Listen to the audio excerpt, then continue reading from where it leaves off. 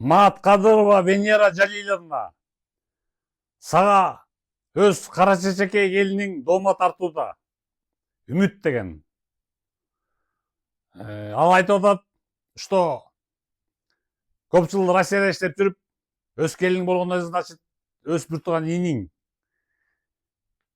Ошо аял Үмүт экөө иштеп келип, Россиядан аябай көп акча иштеп келип, город Оштон Кулатов көчөсү 21-үйдөн 23-квартира сатып алыштыр дагы.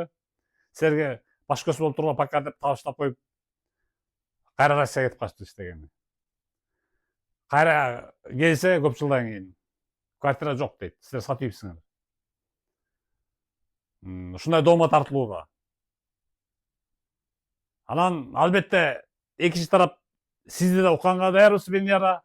Өз сөзүңөр болсо, пожалуйста, мага кайрыла, телефонум белгилүү. Мен страницама табасыңар, видеолордон, WhatsApp'ым. Өз чындыгыңар болсо айткыла, аны да алабыз. Өз эмеңерди, опровождениеңерди.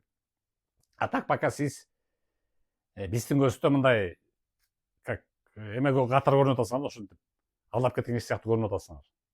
Келиниңер дооматы боюнча, Үмүттүн дооматы боюнча.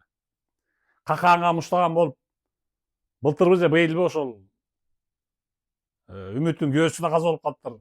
Үмүт болсо 3 кызды жаңы тарбиялап өстүрөт экен. Алар Бишкекте квартирада турат дейт. Өзүбүз Россияда иштейт экен, айтор ушундай.